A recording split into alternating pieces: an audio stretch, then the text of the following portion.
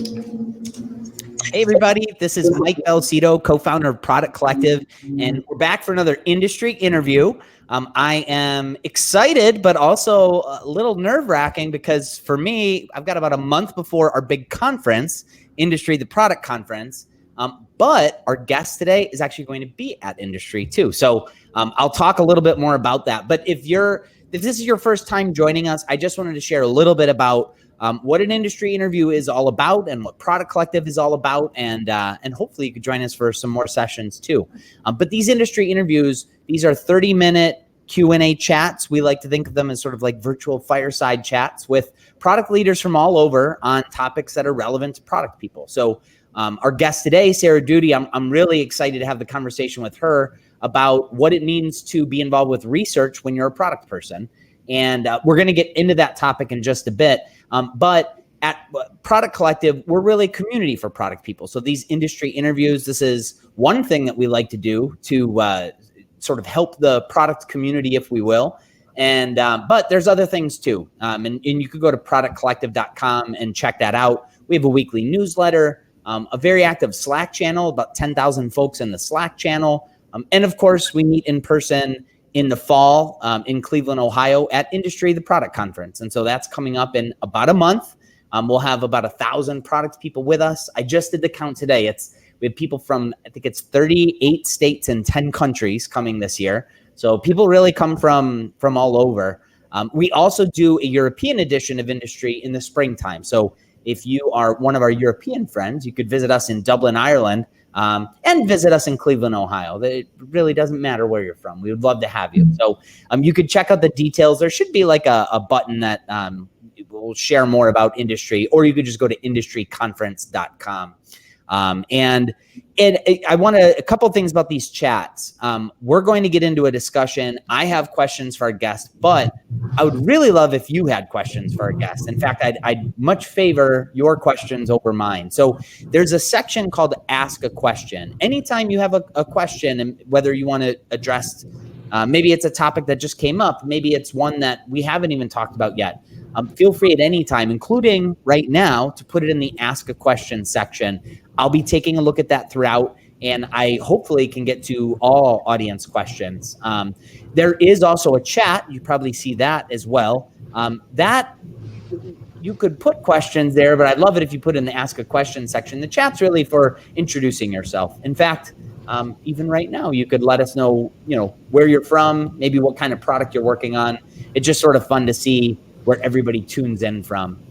So with all of that out of the way, I want to get right into the conversation and officially welcome you, Sarah. Thanks so much for joining. Thanks for having me. Well, I'm excited to have you at Industry too. I know you'll be giving a talk and also putting on a workshop really on sort of this very topic on what it means to research when maybe research isn't in your title, but when you're a product manager or some other product role. But I want to kind of sort of maybe tee that up. Maybe we could talk a little bit about that.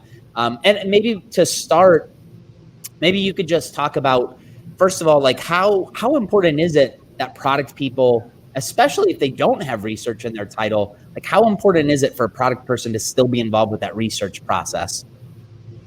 Yeah, so this topic of research really is near to me because when I was much earlier in my career, I was working in a couple of different startups, and we did not invest in research.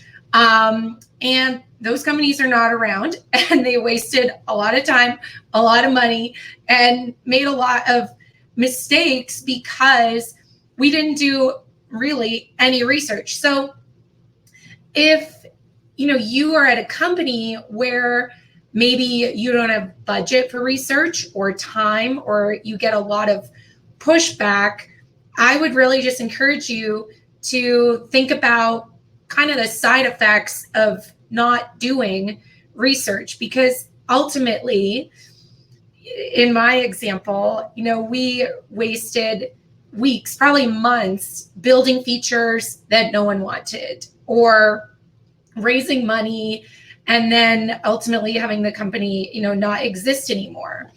I kind of think not doing research, I was thinking about this morning and trying to come up with a good analogy, but I think not doing customer research would kind of be like being a doctor and having someone like come into the office and maybe you just look at them and then make some decisions about what to do with that person, rather than like looking at their lab results or asking them questions and things like that.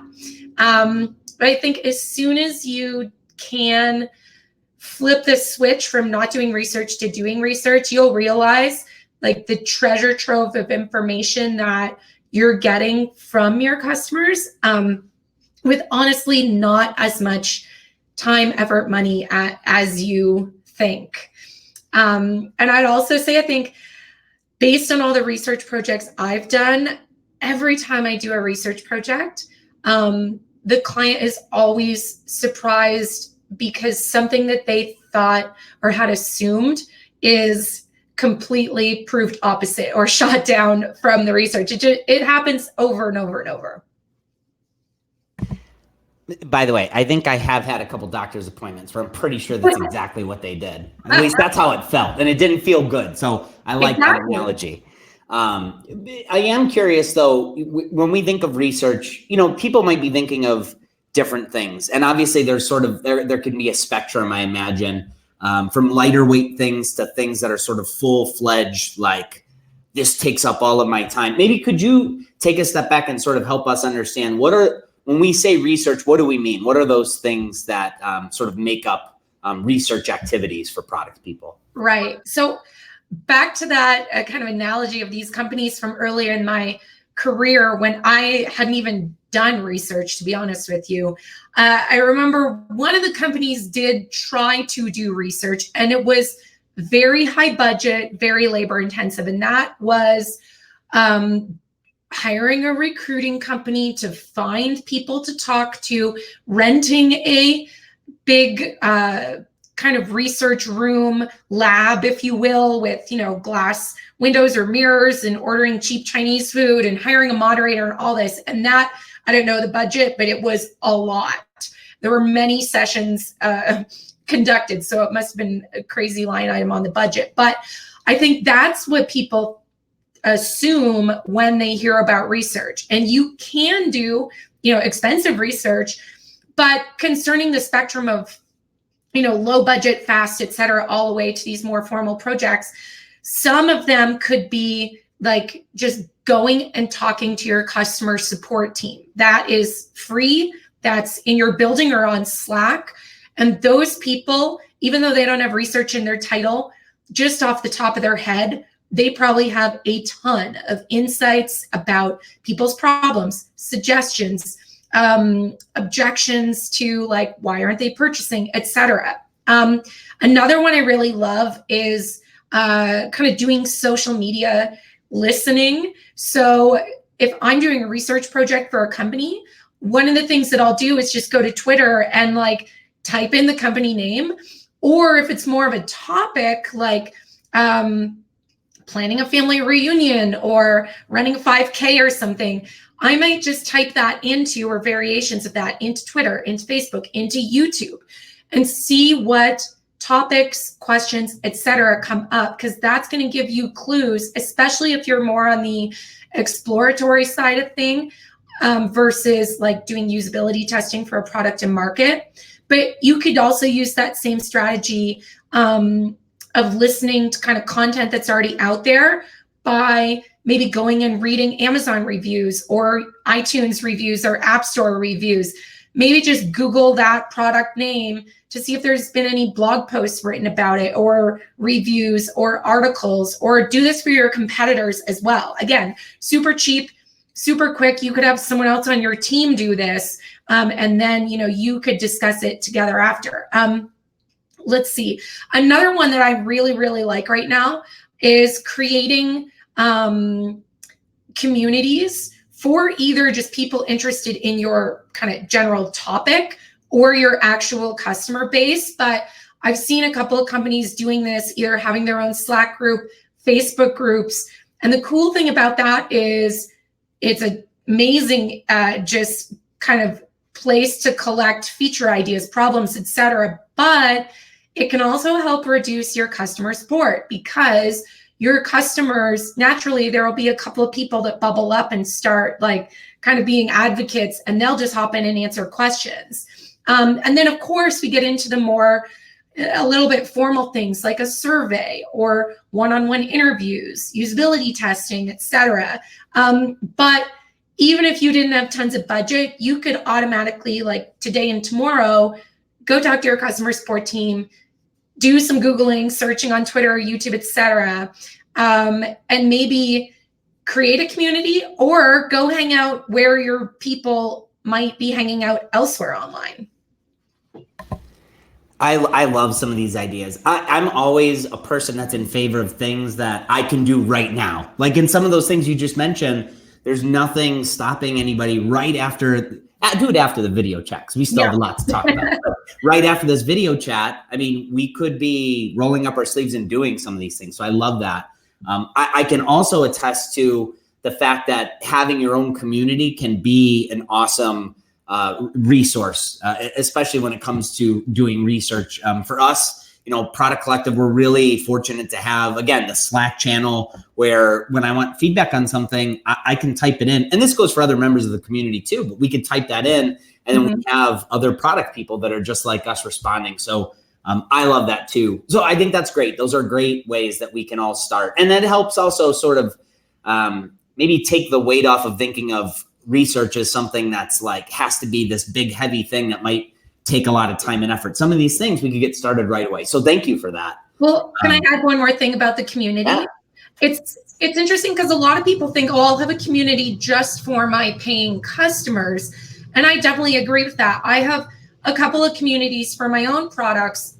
I have some products related to kind of UX careers and UX portfolios and job interviews and things. So I have one community that's only for people who have paid for some of those things. But I have another community that is free to join. You don't have to pay for anything. And that's really useful because it's kind of a petri dish for me to be testing blog post ideas or Facebook Live topics, or just also seeing what content people are referring to each other in the group to give me ideas of what's working, what topics are hot, etc. And maybe someday those people convert to customers, but if not, they're still getting a ton of value for me, and that's going to pay me back in the future in some way. Yeah, I think it's a great point for sure. I'm glad you brought that up. By the way, there's one question that came in, and I'm going to get to that in a little bit. But just as another reminder to everybody, if you have questions for Sarah, I would love to ask those questions. So use that Ask a Question section, and yeah, I will definitely get to it. So please do that. But I do have a question for you, Sarah. So there are probably some people, I know a lot of our attendees that join us for these chats, some people are in startups. So they might be in organizations where everybody's wearing so many hats. A lot of people, though, are also in very large organizations. And some of those organizations, they might have colleagues that do have research in their title. Even still, do you still think it's important if maybe my colleague has research in their title, I'm still a product person, should I still be taking on some of that research work myself too, though? So I think it's a great question, and I think it's largely dependent on the organization you're in. But I think if we take a step back and think, who can benefit from developing the skills of someone that has researcher in their title? And the answer to that, in my opinion, is everyone. Because even if you are not talking to customers or potential customers, or conducting usability testing sessions and things like that, if you can learn to be a better listener, learn to kind of see problems below the surface, be able to ask really probing questions, start learning how to connect the dots and spot insights and things like that, that's going to help you in your day-to-day role. Because maybe you're not doing research or applying research techniques to users and things. You can still apply them to clients, colleagues, other teammates, etc. So if you don't have research in your title, I would say, this afternoon, if you're in a meeting, try and start becoming a better listener so that you can ask more pointed questions to kind of start peeling back the layers of whatever topics are kind of coming up, if that makes sense. Yeah, it makes total sense. And it's like, yeah, even if we have a team member that is doing research and we don't have that in our title, it'll still help us do our jobs better if we had more information, right? So I love that suggestion. One other question, and I guess it's sort of on the opposite end of things. So I guess if an organization had people that did have research in their title, they maybe, value research, right? They're hiring people to actually focus on that. I would hope. Yeah. But there are probably situations where people are tuning in here and maybe their companies, they think that research it's not valued like it is in those other organizations. Yeah. And it might be something they need to sort of sell up. And I'm curious your advice to product people that want more research to be involved in the organization, but maybe they feel like they need to sell it to their leadership. Like what sort of feedback would you give to them? Yeah. So this is probably one of the top 3 questions I am asked. How do I get buy-in for user research?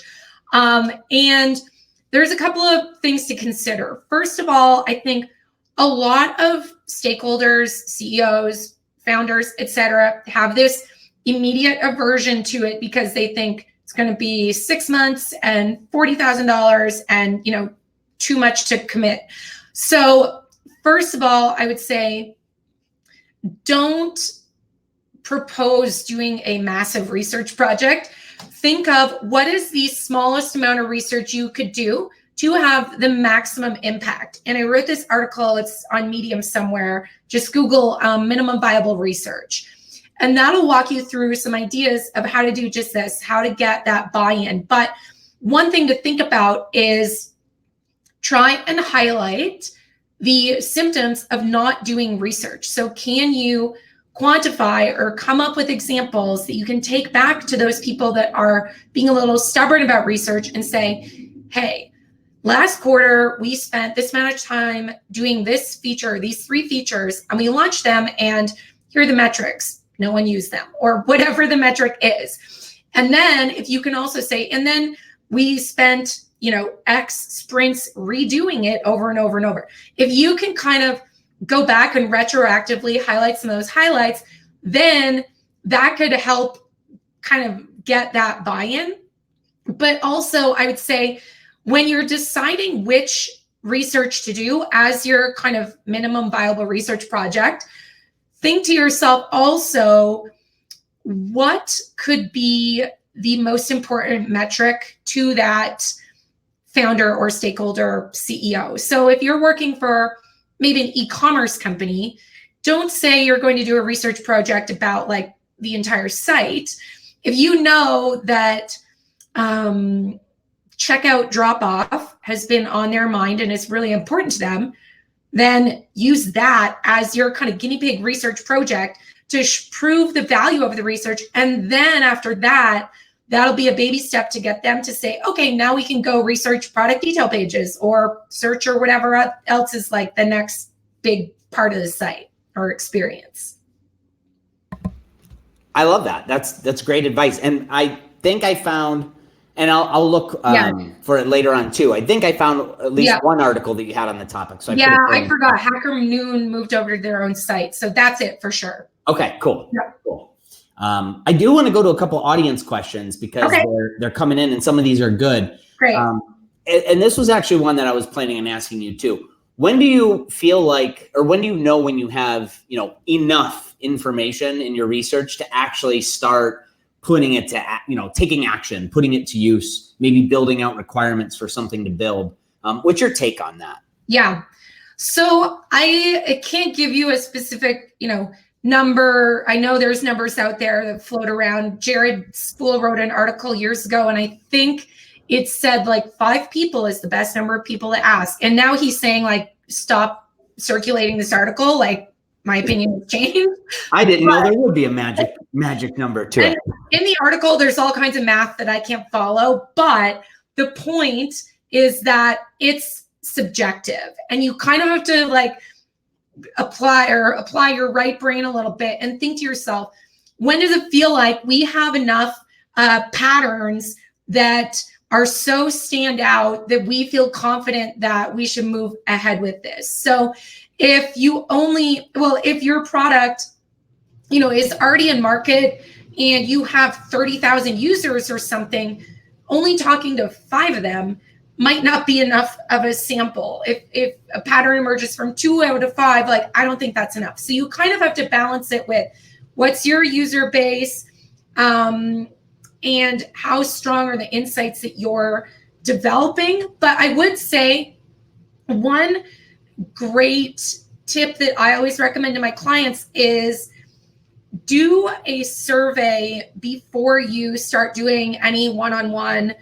interviews and things like that, because a survey is a great way and fairly inexpensive to cast a really wide net to see some of those patterns start to emerge.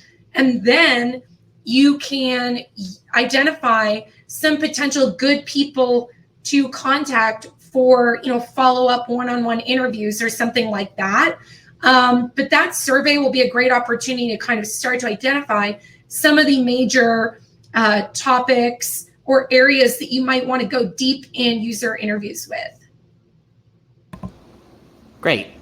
Another audience question that came in, which I think is a good one. It's how can we do something to validate our own biases and actually like leading our research? So knowing everybody has their own biases, even if we don't want them to be showing through in our research, is there anything that we could do to protect against that? Well, I think part of it is how you phrase your research questions. So and I think this is going to answer this question, but let me know. One thing I've been starting to do is asking questions kind of in first person so that the person also doesn't talk in kind of hypotheticals and maybe their own biases versus like what they think they would do versus what they actually did. So an example would be if you were researching travel and it was related to, I don't know, holidays with kids or something.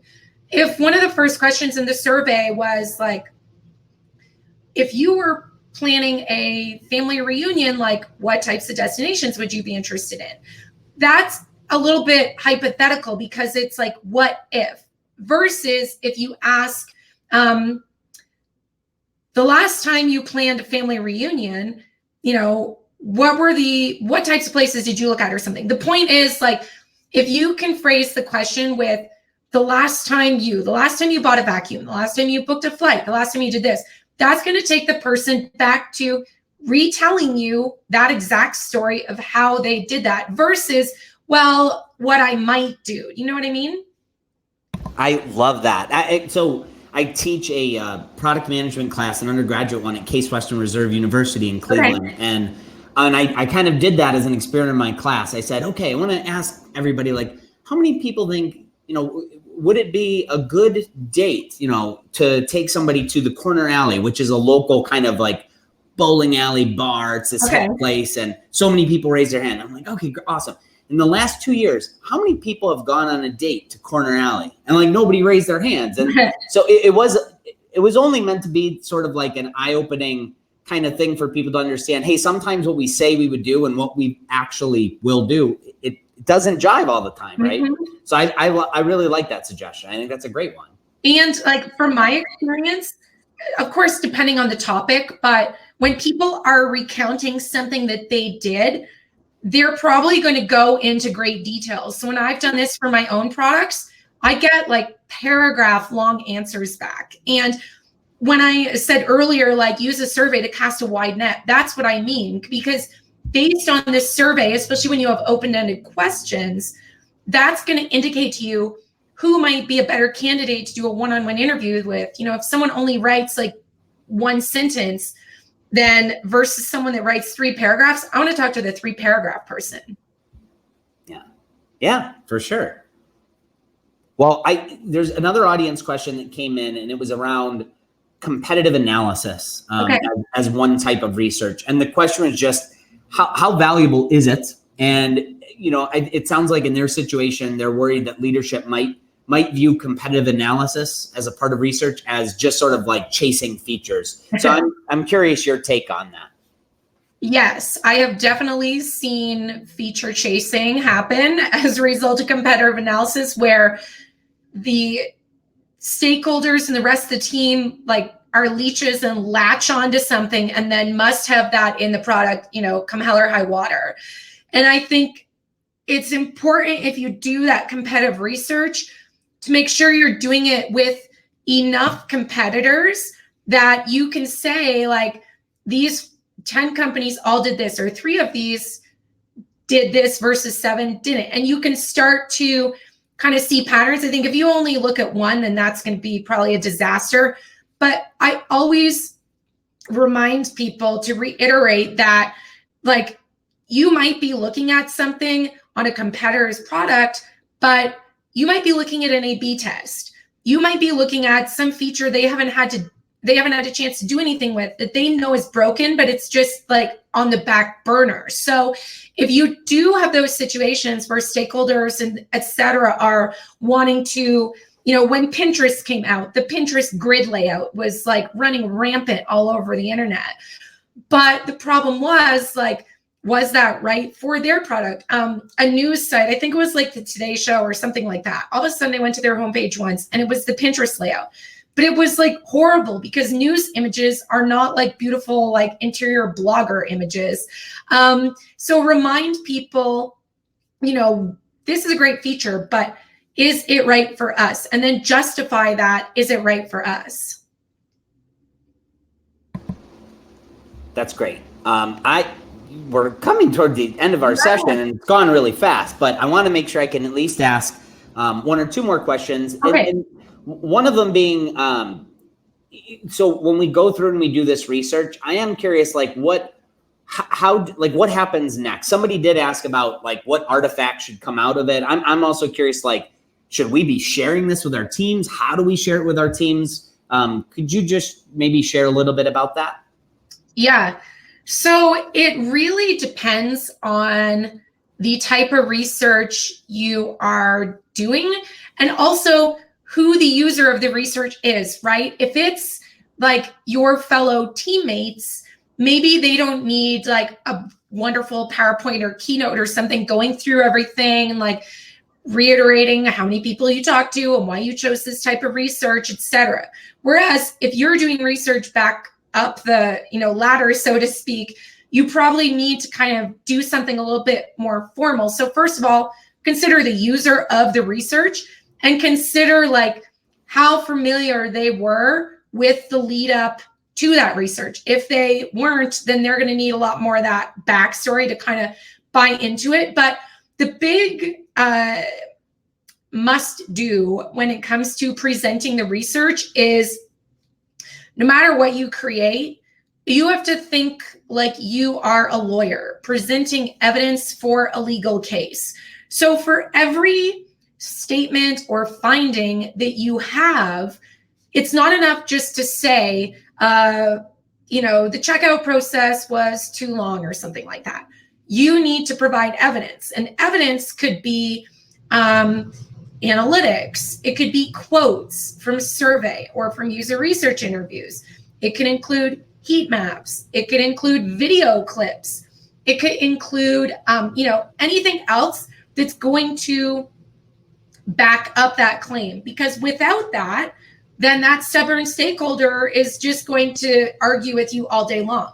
But if you can have like a quote or a video clip that shows someone in a usability test, like not clicking the big green button on the, top of the page or something, then it's going to be a little harder for a stakeholder to dispute that, because they might honestly look a little silly if this video is clearly indicating like no one can see this button.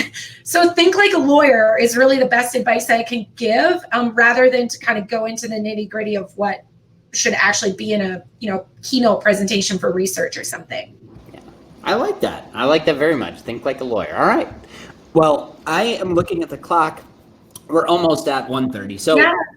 we can't get to all the questions, but I know you're active on Twitter. Maybe you could just share how folks can keep tabs on what you're doing and maybe how they can, follow your work. Yeah. So Twitter is where I hang out the most. It's kind of a good central hub.